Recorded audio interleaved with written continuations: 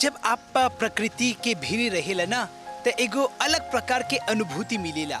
जहाँ पर पत्ता के सरसराहट, हवा के झनझनाहट और वो पक्षी के चहचहाट है, सब सुन करके ना मन भा जाला। सब कोई की नमस्ते और प्रणाम। प्रकृति के अनमोल आंचल कार्यक्रम में आप सब लोगन के शानदार स्वागत बाती।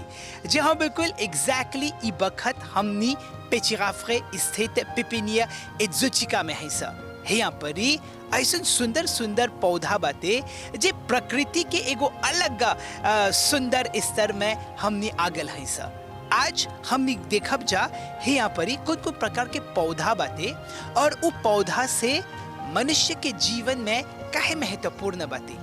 चला जहाँ बिल्कुल ई बखत हमनी के संगे पिपिनिया एक्जोटिका के निदेशक हवन मिस्टर जॉन मारी सोजिए। और जैसे कि देखा था वो बहुत ही बिजी बाते, व्यस्त बाते, अपन सुंदर सुंदर जन पौधा बाते ओकरा निमन से देखा था और सुंदर फूल भी बाते।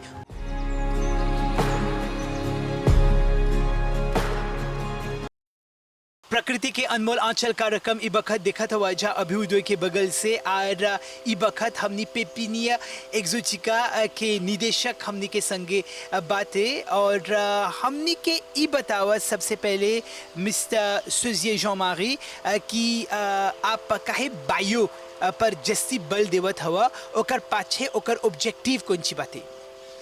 Mouine changé parce que pendant Covid, depuis longtemps, moi j'ai gagné ban doute, mais ce qui est arrivé, Covid के अवधि से हमरा बुझाल कि हमरा अब बदले के चाहिए। जी हाँ, एकर मतलब ई है कि प्रकृति के रक्षा करे के बहुत ही जरूरी हो गल बाते। काहे कि हम जस्ती से जस्ती केमिकल प्रोडक्ट्स के महत्व देवत हनी। केमिकल प्रोडक्ट्स हमनी के प्रकृति के नाश करेला। माने माटी में पावल जाए होला जितना जो माइक्रो ऑर्गेनिज्म बाते ओकरा मुआ देवेला।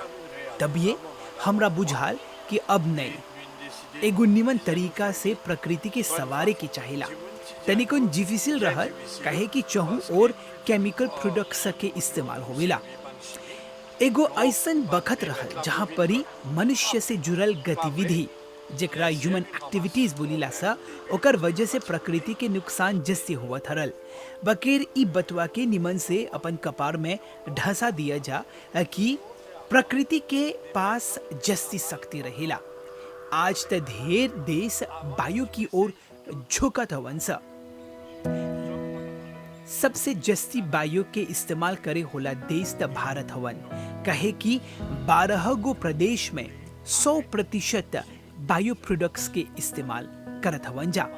हौजा त केमिकल प्रोडक्ट्स सेवी करे के मनाही बाती। भारत दुनिया के पहल का देश रहियन जे 100% ऑर्गेनिक का करार कर देवल जाए। भारत ऑर्गेनिक से जुड़ल कंसेप्ट के निमन से अपनावता। et pourquoi l'Inde pouvait un premier pays au monde qui peut totalement organique. Moi, je pas moi-même, moi lire, moi guetter, moi guetter vidéo, tout ça, mais moi pas une formation pour faire ça bio. Alors que dans l'Inde maintenant, je tenais du monde qui connaît ça à fond.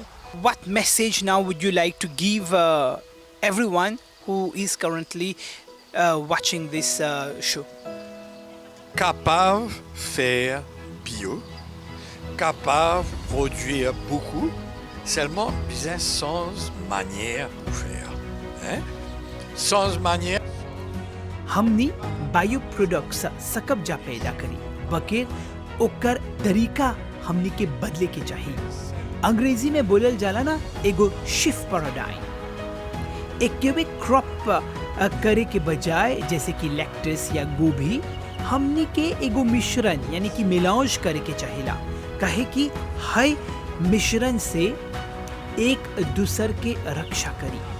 ढेर आदमी नहीं जाने लन सा है बतवा कि biodiversity माने जैव विविधता बहुत महत्वपूर्ण बाती। काहे कि हर एक पौधा दूसर पौधा के संगे संगे काम करता। एकरा कंपेनियन प्लांट्स भी बोलल जाला। जब हमने इंसेक्टिसाइड्स डालीला से ना त जोन खराब बाते ओ ओकरा मुआ देवेला, बकिर जोन अच्छा बाते ओकरा भी मुआ देवेला। त ऐसन बखत में बायो प्रोडक्ट्स के इस्तेमाल करे के चाही, न कि इंसेक्टिसाइड्स। फूल के संगे दूसर सब्जी सकबजा प्लॉटे हये के बायोडाइवर्सिटी बोलल जाला। सब्जी के भीरी वे एगो गेंदा, जानिया, शापुनिया, लेक्टस, गोभी सब इक्कीवे जगह पर सकबजा रोपी। इससे एक दूसर के रक्षा हुई। प्याज गाजर के रक्षा करी, माइस सेम के रक्षा करी। उदाहरण के रूप में अगर आप काहोत माने कि गाजर और पुआहो एकदम भीरे हुए प्लांट देबा त गाजर के जोन पत्ता बाती ओकर लुदिया माने गंध होवे से कोनो बेबेत पुआहो के नहीं खाई। जैसे कि देखत हवा जा ई बखत हिया ढेर चिड़ै आवेलन स, काहे कि हिया परी केमिकल प्रोडक्ट्स के प्रयोग नहीं होवेला। हमनी के प्रकृति के अनुसार वे काम करे के चाहिए। यही खातिर ऑर्गेनिक की ओर बढ़े के चाहिए। नहीं तो आजकल देखत हवा जा ना, जस्ती से जस्ती केमिकल प्रोडक्ट्स के इस्तेमाल करे से ढेर आदमी कौसे के बीमारी से पीड़ित होवत हवन सा।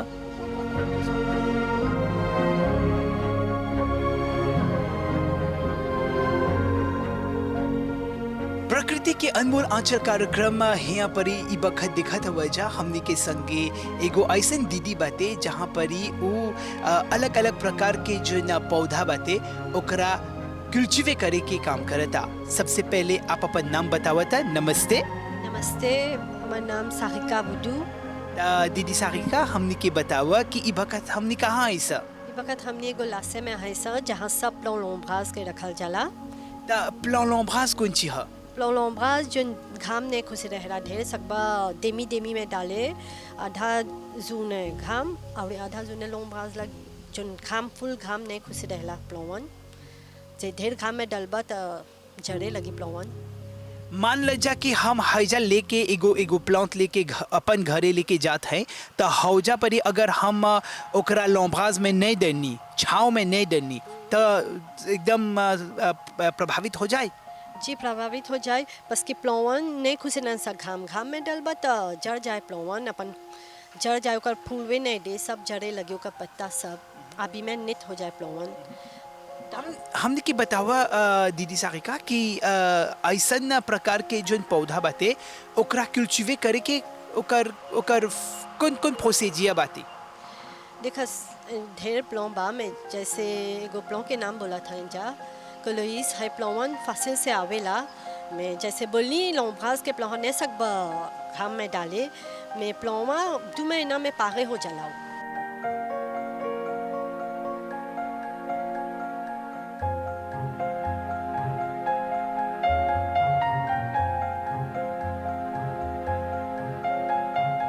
दीदी सारिका, हमने के ई बतावा कि ऐसन प्रकार के जो लॉम्ब्रास के जो प्लांट बाते ओकरा पित्ती से बड़ा करे के ओकर लेता कौन कौन बाते एकर बारे में बतावा था।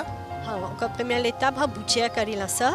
जब बुचिया पागे हो जाला तो ओकर पित्ती पो में डालीला सा, पो में से होके तब वो एगो साक में जाला, तब लावंट में आवेला।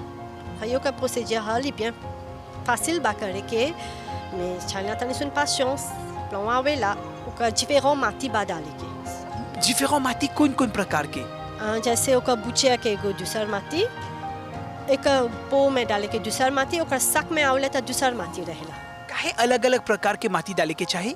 parce que ओकर बुचिया के ने सकब सा माटी जोन साक में डाला था सा हवे डाले के, parce que नहीं आवी और जोन ओकर पो में डाला था सा ने सकब साकवे के माटी डाले के, parce que पो के दूसर रहेला जमे ओकर racine normal आवी, sinon les temps लेके बड़ा हुई। सब 3 गो एताप बा करीला सब प्लांट के। मान ले जा कि मुटका पानी बरसता तो ऐसन बखत में ऐसन प्रकार के जो पौधा बाते ओकरा सुरक्षित रखे के कौन प्रकार के काम आप लोग करेला जा? जब पानी बरसेला में सब ने रमासिला सब प्लांट के, और प्लांट पानी खुशी रहेला तो यहाँ वे रहेला सिल्मा प्रोटेजे करने सा मलाजी से जैसे सेनी ढेर प्रकार की मलाजी बा सेनी रहेला तो दवाई डालीला सा जमे सेनी नहीं खाए हमनी के प्लॉन्ग दिखते रहेला सा डिपेंड देवीला सा हमनी के प्लॉन्ग में जमे कोनो बीमारी नहीं हो प्लॉन्गन में जैसे हमनी के लौकेला बीमारी रहेला तो जाके दवाई डाल देवीला सा जमे सब प्लॉन्ग जोली से आवी हमनी के पेपिनिया में मिली।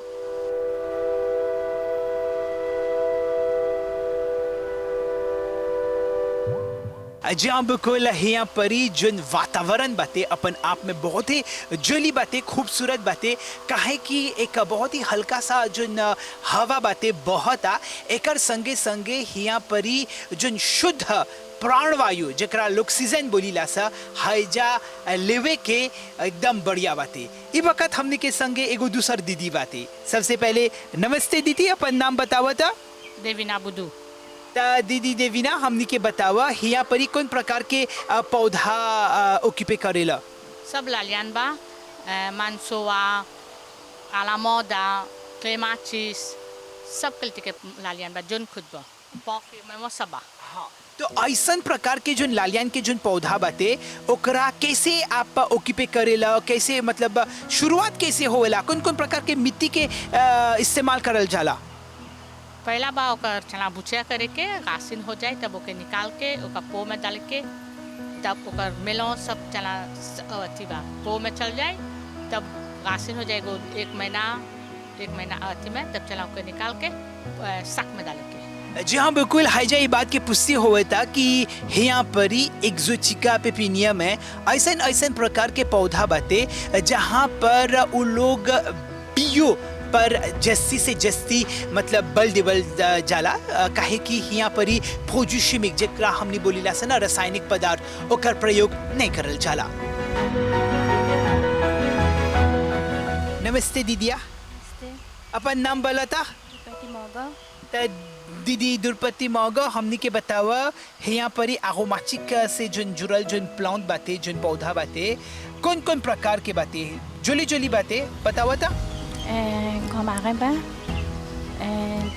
लाके बा, जिते बा।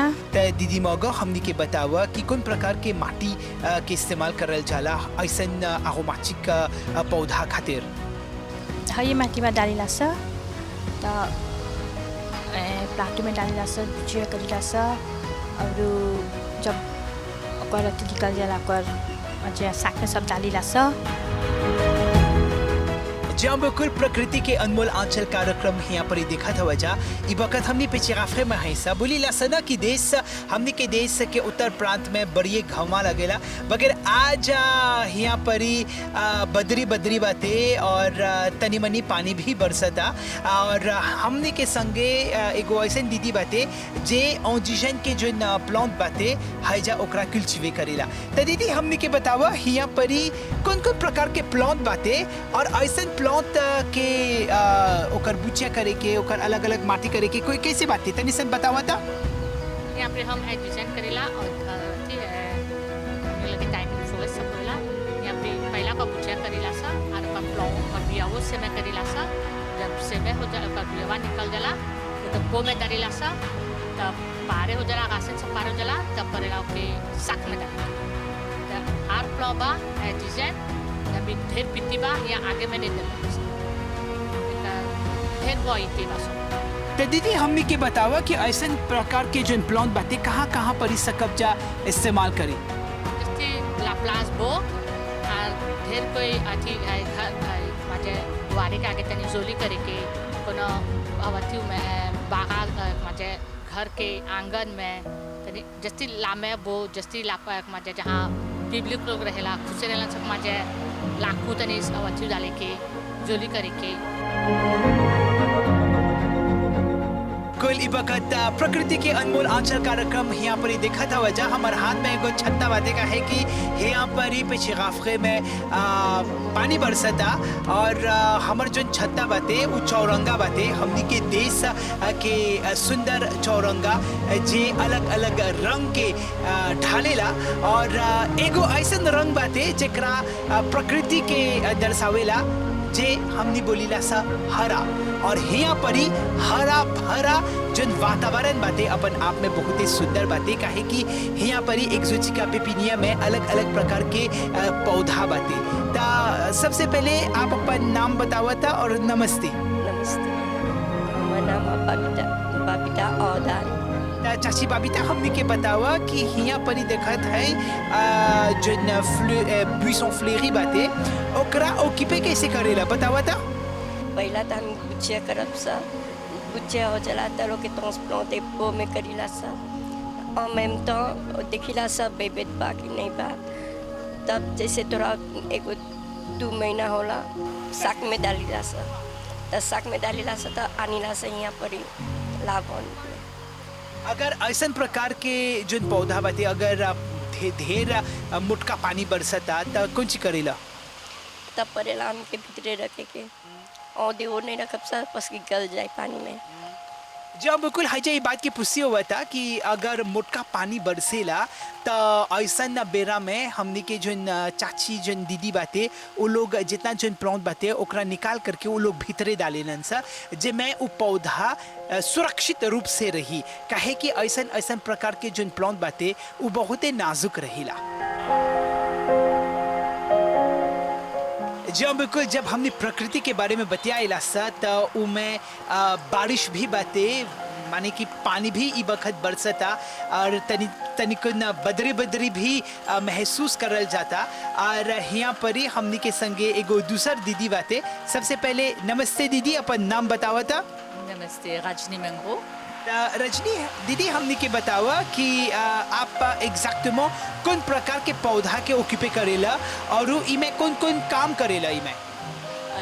कैसे बा पौधा फ्लेकोराए बोलन से कुछ रखा फिलियोला माटी में नबता उसवा कैसे हैंगी बॉक्स में नबता फिलियोला और चीफे बा क्लोरो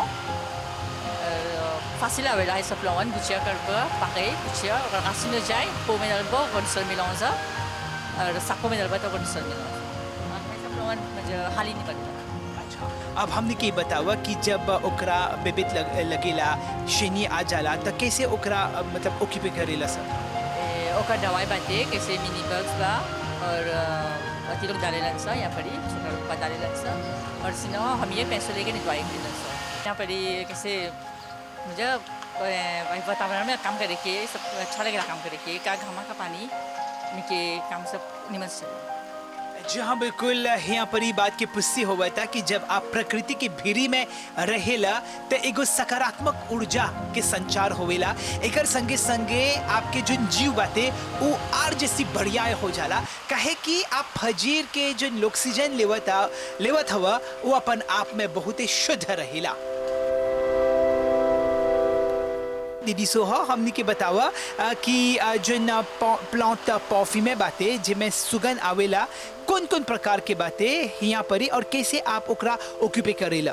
एगो 10 गो वॉयेटिले होय ओक्यूपे करे के कर बुचिया ले लागे बुचिया लेके कर एगो एनमुआतान केला ओकर में रासिंग जब धरलेला एगो चिपो में आनीला ओकर मेलों दूसरा तब एगो दूसर बोत में डाली लाते तब पारे हो जाला जोली का जिसे सब डाल के और बेबेत सब पहला बे करे के तब पारे हो जाला जोली तब आगे प्रोजेक्शन में भी डाकेला सब बेचे के। यस, अब हमने के बतावा कि जब ऐसन बेरा में आप काम करत हुआ खासकर अलग अलग माटी के ओकरा मेलौंजे करत हुआ तो उ बखत कैसे बुझाला कैसे महसूस होवेला? हमरा महसूस होला कि हम खुशी रहिला हमारा ढेर पसंद पड़ला हमार काम मेलौंजे करके करीला सब मजे को अच्छी ओक्यूपे करत है मजे बहुत अच्छा लगा एगो लइकावे के ओक्यूपे करत हो पासों में हम ओक्यूपे करी। जी बिल्कुल हैजा हमनी ई सिखत है सा कि जब हमनी प्रकृति के एगो लइका से के रूप में ओकरा निमन से ओकरा मतलब संभाल करके ओकरा पालन पोषण करब सा तब जा करके उ पौधा में एगो बहुत ही जुली निखार आया। और हैजा ई भी जैसे कि हमनी के जो दीदी बबीता बोलले हवन कि हमनी के ऐसा प्रकार के पौधा से बतियाए के चाहिए ओकरा निमन से प्यार से दुलार से अगर बतियाईबा तब जा करके एगो कनेक्शन रही ना। जहाँ बिल्कुल पेपिनिया एक्सोटिका में हैजा जुली जुली जन फूल भी यहाँ पर ही लौके के मौका मिला था और यहाँ पर ही एगो फुलवारी में सकब जा बोले हमने आ गल है सा हमने के संगे एगो दीदी बाते। नमस्ते दीदी, आप अपन नाम बतावा था? नमस्ते, मानिशा हमाना। दीदी मानिशा, हमने के बतावा ऐसा जुली जुली जन फूल बाते ओकरा कौन कौन बाते ओकर नाम बोला और कैसे ओकरा ऑक्यूपे करेला?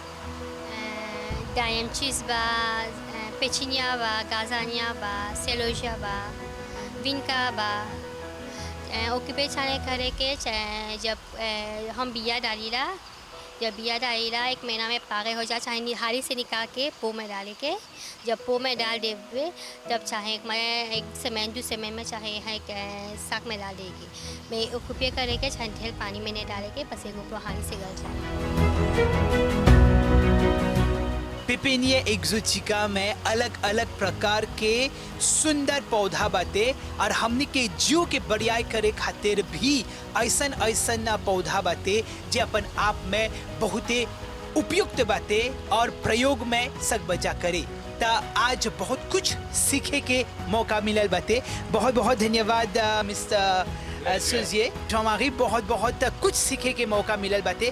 खासकर हमनी के जो मेहमान बाते मिस्टर सुजिए जॉन-मारी उ बियो के आर जस्ती मतलब बल देवता और इमें ढेर लौफाज देवत हवन और जितना हमनी के जन दीदी बाते हमनी के जन चाची बाते बहुत बहुत धन्यवाद।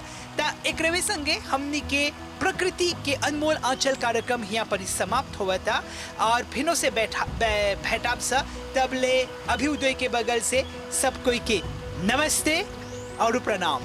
Avant de t'aller, moi j'ai un petit cadeau pour vous autres. Pendant qu'ils ont un petit peu filmé, moi j'ai ramassé un petit peu gros pois qui poussait, appelle ça gros pois Laurence. Une madame depuis 70 ans, 80 ans, il sélectionné sa gros pois là, facile pour pousser et il rapporte beaucoup. Dans 4 mois, fini commence à gagner un petit carré. Je donne tout ça la graine là, à le planter que d'autres. Comme ça, je aussi, je commence un travail réconciliation avec la nature. जहाँ बिल्कुल जैसे कि ई बखत देखा था जा एगो दूसर गोपवा बाते अपन आप में बहुत ही सुंदर बाते मिस्टर सुजिए के बगल से देवल गल है जन भेंट बाते अपन आप में बहुत ही अनमोल बाते। यही के हमने बोलीला सा प्रकृति के अनमोल आंचल कार्यक्रम।